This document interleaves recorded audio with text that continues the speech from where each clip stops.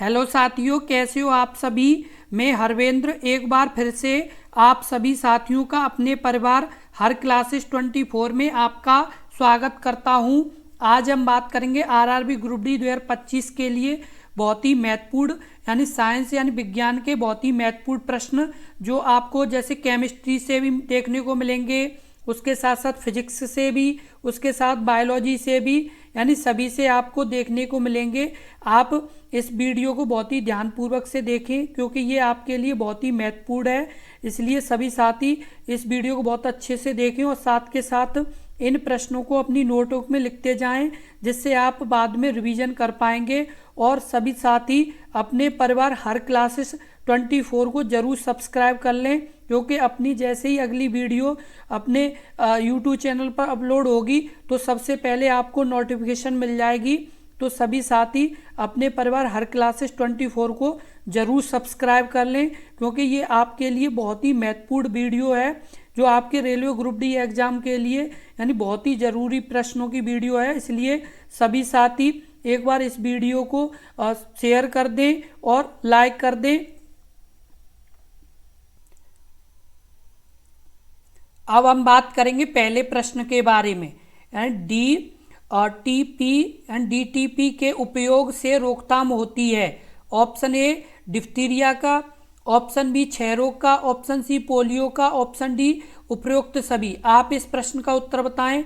इस प्रश्न का उत्तर क्या होगा? यानी डीटीपी के उपयोग से यानी किस रोग की रोकथाम होती है?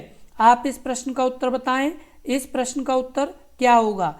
इस प्रश्न का उत्तर होगा ऑप्शन ए डिप्थीरिया का। किसका? यानी डिप्थीरिया का। इस यानी डिप्थीरिया की बीमारी वाले व्यक्ति के लिए यानी डीटीपी का ये इंजेक्शन लगाया जाता है और उससे मतलब ये बीमारी यानी सही होती है। अब हम बात करेंगे अगला प्रश्न, प्रश्न नंबर 2। निम्नलिखित में से कौन सा खाद्य जनित रोग नहीं है? Option A amoebiasis, option B influenza, option C यानी हैजा या ऑप्शन डी हेपेटाइटिस। आप इस प्रश्न का उत्तर बताएं। इस प्रश्न का उत्तर क्या होगा? आप इस प्रश्न का उत्तर बताएं। इस प्रश्न का उत्तर क्या होगा? इस प्रश्न का उत्तर होगा ऑप्शन बी यानी इन्फ्लुएंजा।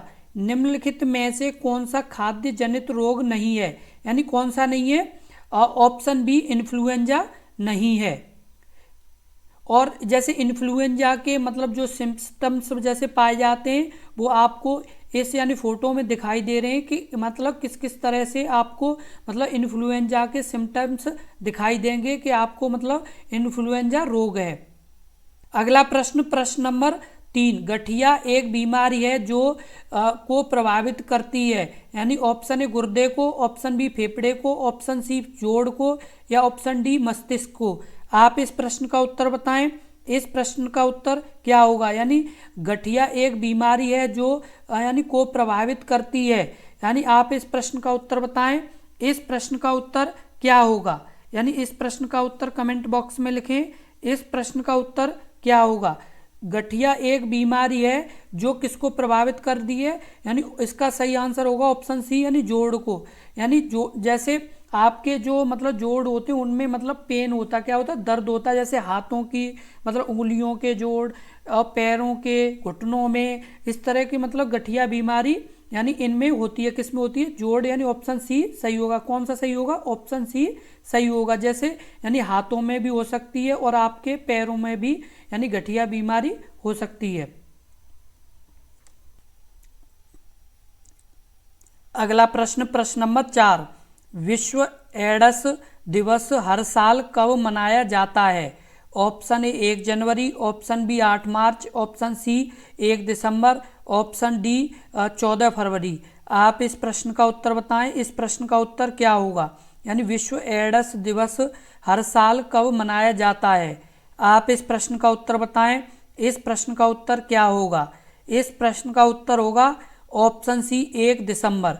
यानी विश्व एड्स दिवस कब मनाया जाता है? 1 दिसंबर को मनाया जाता है। इसलिए इस प्रश्न का जो उत्तर सही होगा वो होगा ऑप्शन सी सही होगा। यानी 1 दिसंबर को एड्स दिवस मनाया जाता है। अगला प्रश्न, प्रश्न नंबर 5। निम्न में से किस समूह में बाह्यतम कोश में एक इलेक्ट्रॉन होता है? ऑप्शन ए H2Li और Be, ऑप्शन बी LiNa और K, ऑप्शन सी LiNa और Mg और ऑप्शन डी LiNa और C। आप इस प्रश्न का उत्तर बताएं। इस प्रश्न का उत्तर क्या होगा? यानी निम्न में से किस समूह में बाह्यतम कोश में एक इलेक्ट्रॉन होता है? इस प्रश्न का उत्तर क्या होगा? आप इस प्रश्न का उत्तर बताएं। इस प्रश्न का उत्तर क्या होगा? इस प्रश्न का उत्तर होगा ऑप्शन बी, यानी LiNa और K। Li का मतलब होगा किसका? Li का मतलब होगा लिथियम। क्या होगा? लिथियम होगा। और आपका Na का मतलब होगा किसका? Na का मतलब होगा आपका सोडियम। क्या होगा? सोडियम होगा। और आपका K का मतलब होगा पोटेशियम। क्या होगा? पोटेशियम होगा।